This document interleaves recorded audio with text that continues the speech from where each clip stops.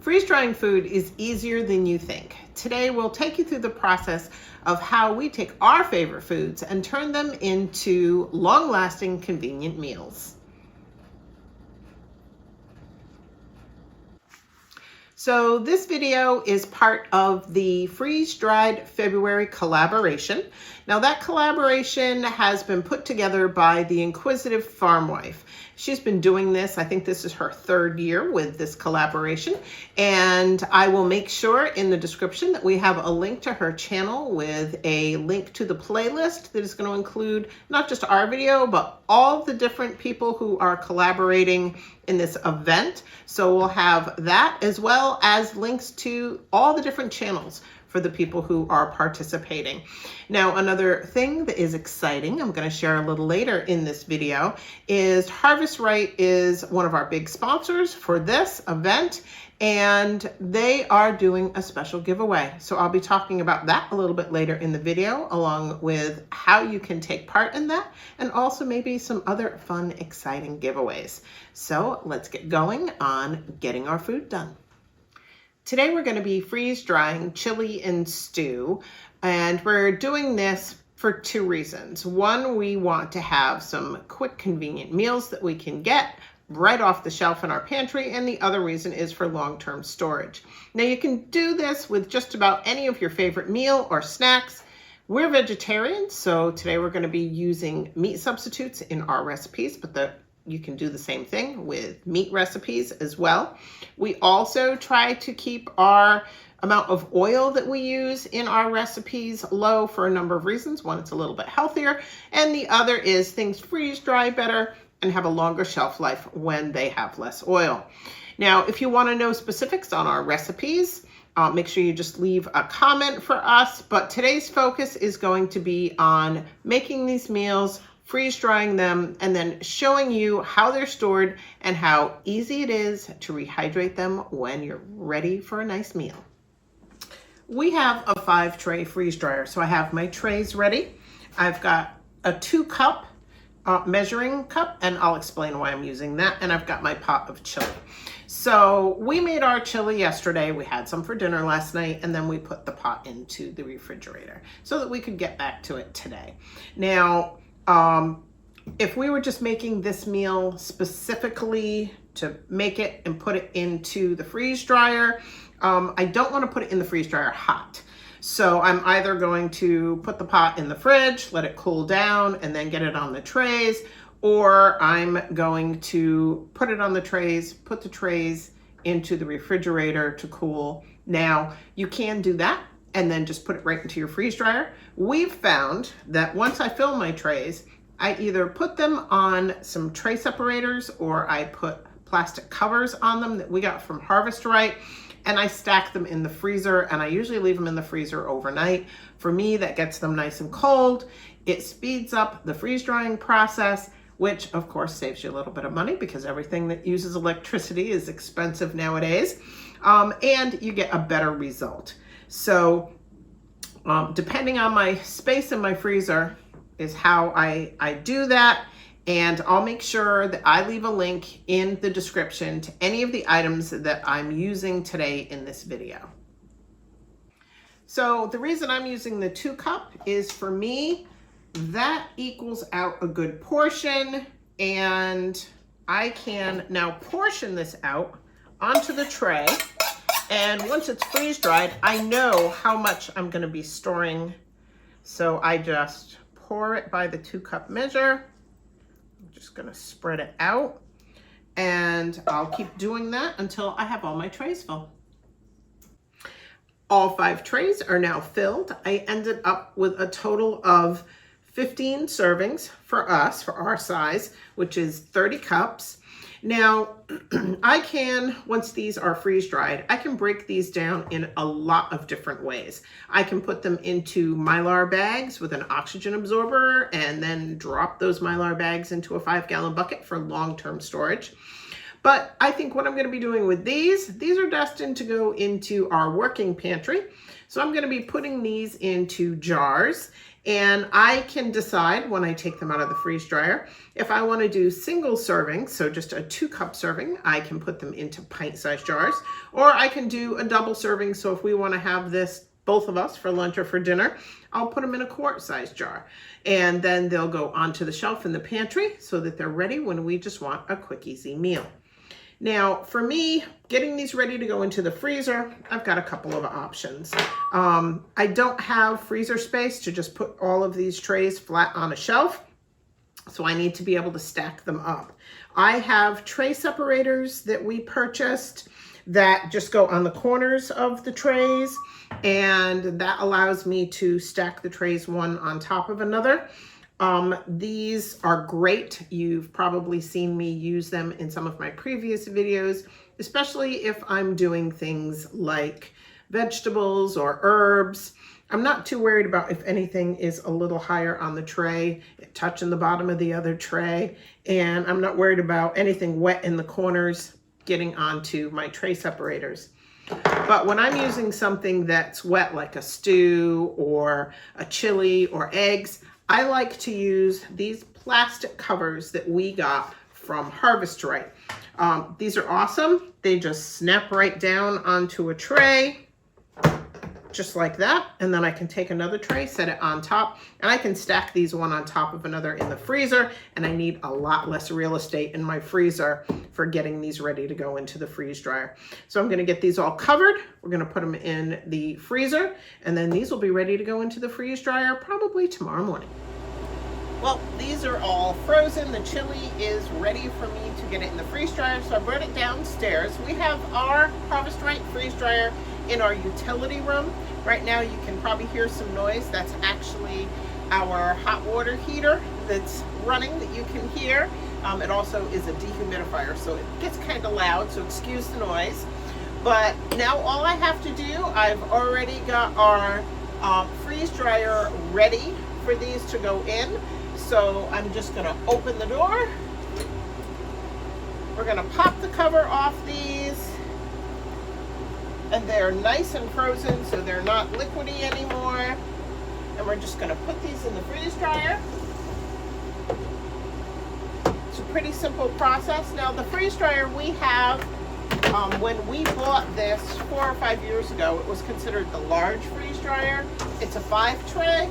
And that's now considered a medium freeze dryer for anybody who's going to go check out the freeze dryers on their website, just so you know. But you can see this is so much easier than trying to deal with a liquidy mess. And I find this exceptionally helpful when I'm doing eggs. So we're going to get these in the freeze dryer. We're going to get this started up, and I'll be back to let you know how long it took as soon as they're done.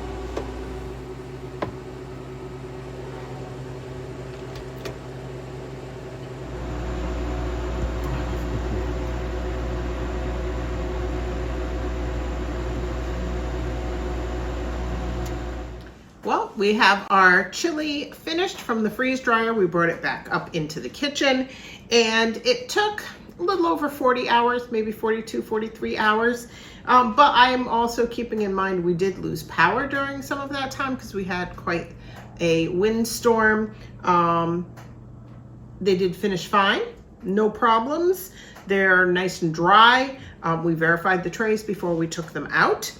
And at this point, I'm going to be taking the chili off the trays. Now, from the measurements we did previously, I know about 2/3 of a tray is going to fit into a quart-sized jar. I'm not really concerned about exact measurements into my jars. For those of you who are curious what the dry weight is, I'll make sure that I make a note of that later. But for now, it's just, I'm using a spatula and a big bowl. I'm just going to break this up off. And I just want to show you, it's very dry. If I break, it just breaks apart. There's nothing left as far as the moisture goes. So it has a texture, a lot of people say kind of like a styrofoam, but it would be a very thin styrofoam in this case. But it breaks up fine. So what I'm going to do is I'm going to get this all off the trays. We're going to get this into our bowl, break it up, and then we're going to start filling our jars. Well, I've gotten 2 of the trays emptied into the bowl. And now I broke these up so that they're in smaller pieces. It's gonna fit in the jar better. Oh, hold on. This smells so good. I could probably eat it just like it is without even rehydrating it. But that's not the purpose of what I'm doing with this, so I will restrain myself. We have what I had explained was probably going to be about 6 servings because it was like 3 servings per tray. So this should fill 3 of my jars. I'm not too worried if it's not an exact. That's not anything I'm super concerned with. But while I get these that I've already crushed up into my jars, I'm going to explain to you about the giveaway, how to enter, and some special bonus giveaways that are being offered as well. So there's going to be a grand giveaway of a medium Harvest Right freeze dryer from Harvest Right, and that's going to be the grand prize. This is for residents of the US and Canada only though. There will be a link in our video description that will be live from February 1st through the 28th of 2025. And on February 28th of 2025, the sponsor will select one potential winner in a random drawing from among all eligible entries received. Now, Harvest Right is running the giveaway from their website to make sure that a safe and secure site is used for people to enter to win. This helps eliminate any questions or concerns about security or fairness. Now, also, keep in mind, on March 1st at 6 p.m. Central Standard Time, the Inquisitive Farmwife channel is going to be hosting a live where she will be having other giveaways. Now, to enter for those giveaways, make sure you watch all the videos in this collaboration, and there's a link to the playlist in our video description. Leave genuine comments on each video and attend her live giveaway. Again, that's March 1st at 6 p.m. Central Standard Time on the Inquisitive Farmwife's channel. Well, I loosely filled the 3 jars. I still have some in my bowl. So now what I'm going to do to take up some of that airspace in my jars and to get the rest of this split between these 3 is I'm just taking a wooden spoon, taking the handle, and I'm just doing a little press down in the jar. And that's just going to help get rid of any open air gaps, break up any of the bigger pieces that are in there. And I'm going to do that with all 3 of these until I've gotten the rest of what's in here into the jars. And then I'll get you that dry weight measurement that I promised. So you can see I have my 3 jars. They're all pretty evenly filled. And to check and see how close I was by eye, I had Steve take an empty jar, zero out our scale, and then we weighed each of these. And they were very close to 0.1 of an ounce away from each other. So the contents of each of these jars is just over 4 ounces dry. So for anybody who does hiking and you want to take something lightweight with you, taking the equivalent of this, I'd put it into a mylar bag where you can just add boiling water to it and eat right out of the bag. You don't have to worry about glass jars or the weight of the jar. This is a nice light option. Now for us, if we were to want to go by wet to dry measurement, earlier I had said 1 serving wet was 16 ounces. So that would mean 1 serving dry would be just over 2 ounces. And in that case, you'd be looking at adding the equivalent of about 14 ounces of water back in to 1 serving of chili to get it rehydrated. Now, I'm going to be honest, I don't go and do my measurements that way. I add hot or boiling water to my freeze-dried food like this chili until it looks right to me. Sometimes it seems that I can add the same amount of water each time and it doesn't come out exactly the same. There's going to be variance. Maybe some of the ingredients are going to be a little bit different. Something I hadn't shown on camera is when the chili was done, I added a little bit of rice to it because it was a little more watery than I wanted it. And that helped soak up a lot of that extra liquid. So that's just another thing that's going to need to rehydrate when I put the water back in on these. So this is what it would be like in a jar. And then I would cover the jar, put on a lid and a ring. Put a lid on, take and suck all the air out of the jar, and then put a ring on it, label it, date it, and throw it into my pantry. When I'm doing dry goods, yes, I put a ring on it. Some people might argue at that point, but that's how I do it. The other option, if you want to do measured amounts, would be to take one of these quart jars, and let me grab one of my mylar bags. Okay, so here we have a mylar bag. This is one of our Harvest Right mylar bags. If you wanted to know by measurement how much you were putting in your bag, you could just open your bag up, pour in as many of these jars as you wanted into your mylar, drop in an oxygen absorber. The Harvest Right bags are nice. They have a place for you to put what the contents is, the date that you put it into the bag, and then you would seal the top. And I'll show you, or Steve may show you from the stew, how when we put them into our mylar bags, how we seal those up. So this is it for me for right now. What I'm gonna do is get all this finished up, get the rest into jars, get them sealed. Again, our way of sealing is a little bit different. I'll let Steve talk to you about how we do ours. And we will show you at the end of the video how both our chili and the beef stew that Steve's gonna be doing look when they're rehydrated and how amazing they taste. Hey guys, today's stew day. I'm going to be making stew to freeze dry. And what I like about making stew this time of the year is it's cold and miserable outside, and stew is nice and warm and filling. It's a hearty soup almost, and it's great for using up a lot of things that we have in the freezer, in the pantry, in the root cellar. I can go through and kind of clean up produce that we grew in the garden last year and make a nice big pot of stew. We'll probably have some for dinner tonight, and the rest of it I'm going to put on freeze dry trays, and hopefully I can fill up all 5 trays. If I can do 3 portions per each tray, which is usually what we shoot for when we do, like Marilyn had done chili, and I'm going to be doing stew, or if we do soup or anything like that. If I can get 3 portions on each tray, you know, that's 15 meals. And just to make the numbers for you, to understand why freeze drying is so awesome if you're trying to build a pantry, whether it's long-term or just a working pantry.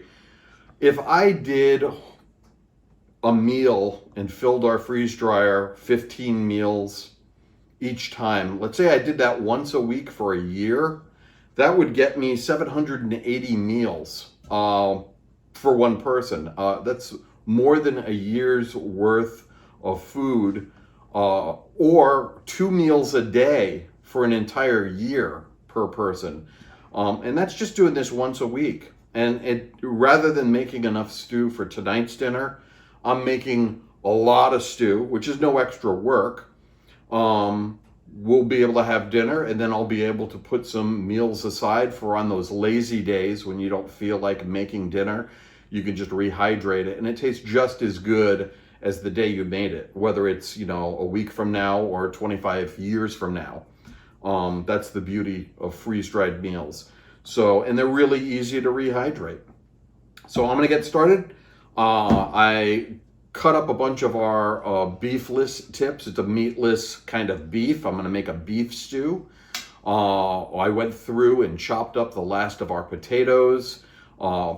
Aside from the ones we're keeping for seed potatoes to plant in this year's garden, we had some peas that I had in the freezer. I'm finishing those off. I'm finishing off the last of our onions. We had some carrots that I chopped up. I'm gonna just chop up a bunch of stuff. And that's the other thing I like about stew. There's really no recipe. The more you put in it, the better it's gonna taste. So I'm gonna get all that chopped up, loaded into this. I'll let this cook for the day and then let it cool overnight. I'll fill up our freeze-dry trays and we'll get that started. It's the next day. The stew came out awesome.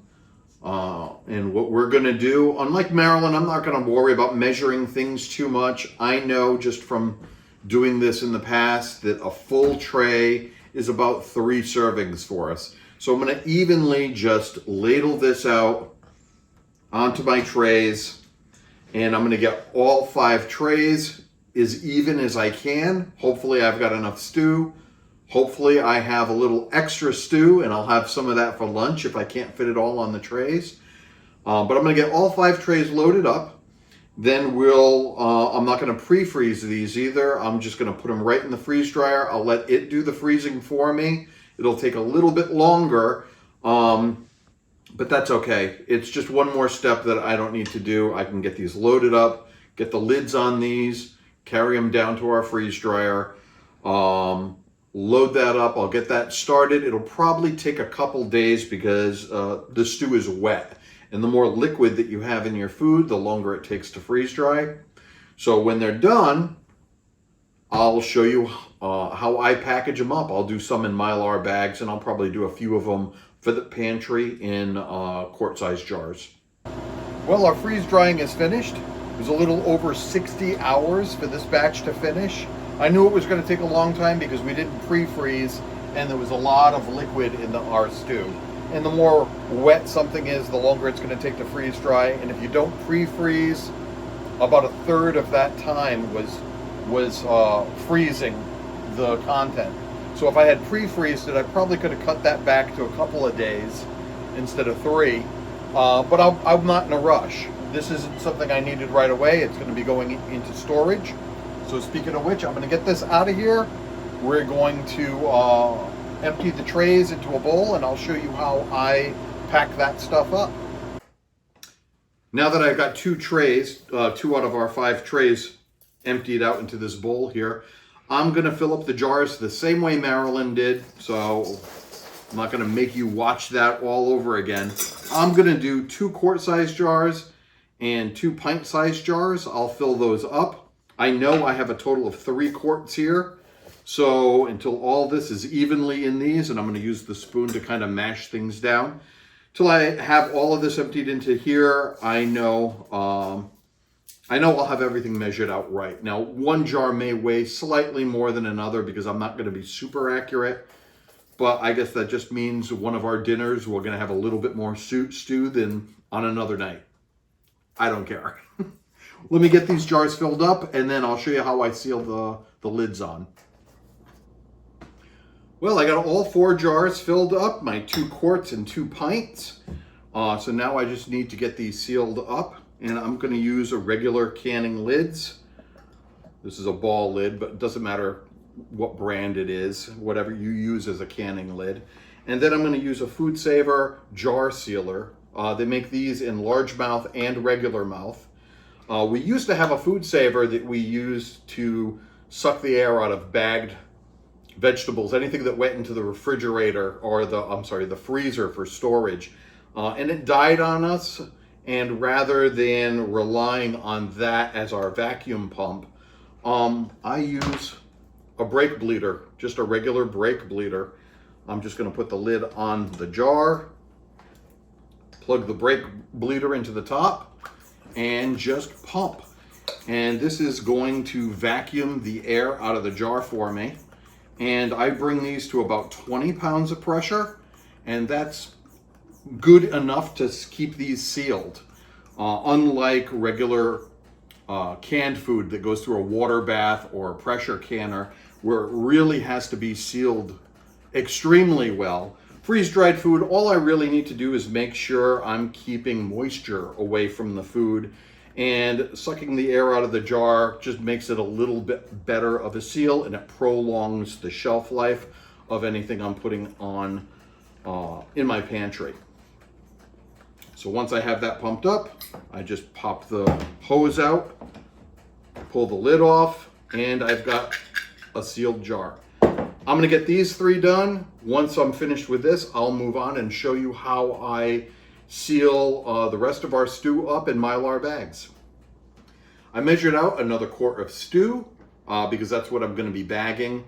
And I just wanted to show harvest rate bags. You can get them in multiple different sizes.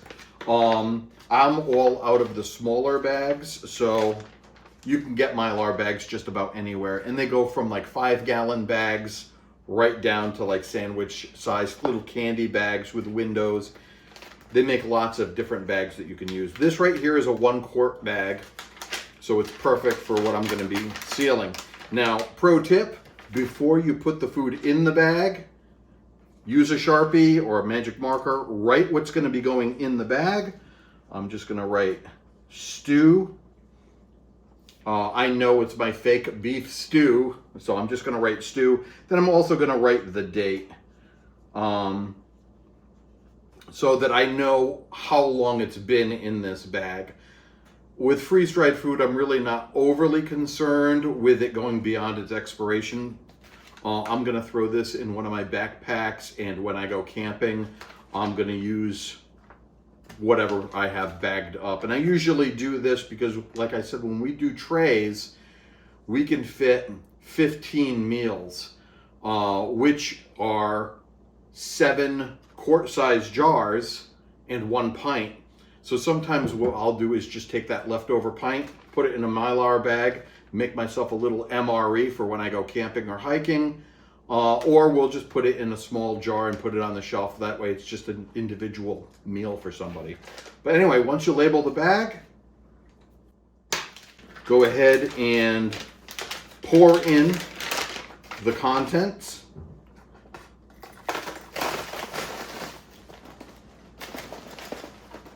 Oop. Got a little stuck from me jamming it down with a spoon. And then I'm going to add an oxygen absorber. I'm going to bring this over to our sealer. I'm going to seal this up, and I'll show you what it looks like when it's all done. So I'm going to just take my oxygen absorber, drop it in the bag, and then seal the bag up. That easy. And then I can take this bag and put it in a bucket, and I can probably fit about 20 to 30 quarts inside this bucket. Usually what I'll do is I'll write what's in the bucket, the year I did it, and then I'll also write the number of meals that are in this bucket. Then I can seal up the bucket with a gamma lid, and I can put this in my long-term food pantry and have a ton of meals in a bucket, and it's going to be really lightweight. It's not going to be a heavy bucket because everything that's freeze-dried is like almost a styrofoam consistency. It's very, very lightweight. But you can make buckets of assorted meals, and then you can write what all the different meals are on here, or you can just do a bucket of each type of food that you freeze dry. It's a great way to build your long-term food pantry. Now, the other way to use it is, instead of putting it in a bucket, this right now still has air in it. But once that oxygen absorber kicks in, it's going to suck the air out of this package and make it a lot smaller. I can take something like this and throw it in my backpack even before I'm planning on going for a hike, because it's good for like 20, 25 years. So I could throw it in a backpack or go bag or in a get home bag or something like that, and just forget that it's even there. And if I need a quick meal, I've got something I just have to add some water to. Well, we have both the stew and the chili done. We have 30 meals that we made. Of course, we're each going to try one, so that leaves us with 28 meals that we can put in our pantry on the shelf for those nights neither of us feel like cooking. It's awesome, it's quick and easy. Now, to rehydrate these, all we did was take the lids off. We poured in some hot water from off the stove, gave it a little stir to make sure there were no dry spots, added maybe a little bit more water, put the cover on and let them sit for 5 minutes. That's it. Quick, easy, and simple. Now, a great thing about having these on the shelf instead of something that you bought from the store is you know exactly what's in your meal that you made. You know it's flavored to the taste that you like. It doesn't have all the artificial chemicals and preservatives and things that they put in what you buy at the store. You know, if you're putting this on the shelf for your kids, that it's the meal that they like and that they're actually going to eat it. If anybody's ever bought those Mountain House meals and tried one and discovered how much you didn't like it. It's nice having something that you know you'll like, whether you need it in an emergency or if it's just a night you feel like taking a break. Yep, and it doesn't have to be stew and chili. It can be anything, really. Spaghetti with meatballs or lasagna. There's a lot of different meals that you can make. Put it in the freeze dryer. Get that all dried and ready to go, and you can put it like in mylar bags or in canning jars or however you want to store it. Yep. And speaking of mylar bags. Yes. If you are going to put something in a mylar bag and you're going to store that in your car, the thing you want to remember is anytime that you're storing things like this, anything that you freeze dried. Yeah, when you hear 20 to 30 years of shelf life, yep, that's when it's stored in the right container, in the right location, very little sunlight or no sunlight, cool temperatures, very dry conditions. So optimally, you can get 25 to 30 years. Yep. We usually say 15 to 20 to 25 years because we know we're not doing things perfectly. But if you do put something in a car, like for a get-home bag, yeah, your car is going to get hot in the summer. It's going to get cold in the winter. It's going to be more humid out in your car than it would be in a pantry in the house. And it's going to reduce the shelf life. Your best bet, if you're going to put something in a car in case of emergencies, swap it out yearly. Just go out, put a brand new one out there, take it in and have it for lunch. It's just, you're better off safe than sorry. You don't want to eat old food. Yep. Yep. And, like we said, the nice thing about this is you can freeze dry breakfast meals, lunch meals, dinner meals, candy, snacks, right, fruits, vegetables. For a lot less money and a lot healthier of a choice. And again, we don't even own a microwave, but you can't get a microwave meal this good in 5 minutes. No, you can't. So if you were stuck in a bad situation and you had water and could boil your water, you're good to go with a meal like this. Now, a lot of the meals that you make, you probably could even eat just with cold water. They'll still rehydrate. May not be as tasty as you want it if you like your food hot. So let's give these a try and see what they taste like. Yep, it's been 5 minutes, actually a little bit over 5 minutes. You want to go first? Uh-oh. And it's still very, very warm. Yep. And very good. And this... Actually, the night that Marilyn made the chili, we had some for dinner. And this tastes exactly like it did when it came off the stove. So very fresh tasting. I know it's only been about a week, a little less than a week. But 20 years from now, it'll taste like this. That's the beauty of freeze-dried food. Yep. And the other thing that is nice is if you are used to making things, throwing them in the freezer, you're not worrying about freezer burn. You're not worrying about if you lose power, everything thawing and having to throw it away. So this is a super great option. Now, let me give the stew a try, see how that is.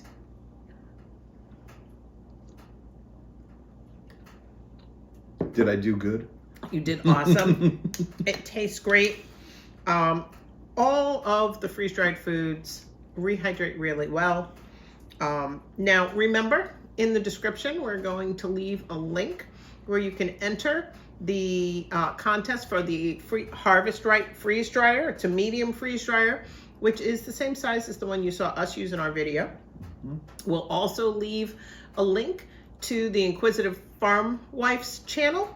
Now, she has a playlist with the videos of all the other channels that are participating in this collaboration. We'll leave a link to each of their channels also.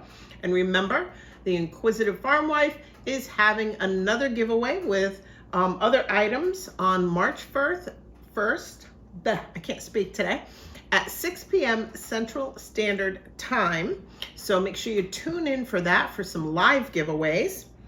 And Other than that, we're gonna get these after we're done eating. We're gonna take the rest of these, we're gonna get them in on the shelf in our pantry so they'll be ready to go whenever we need them.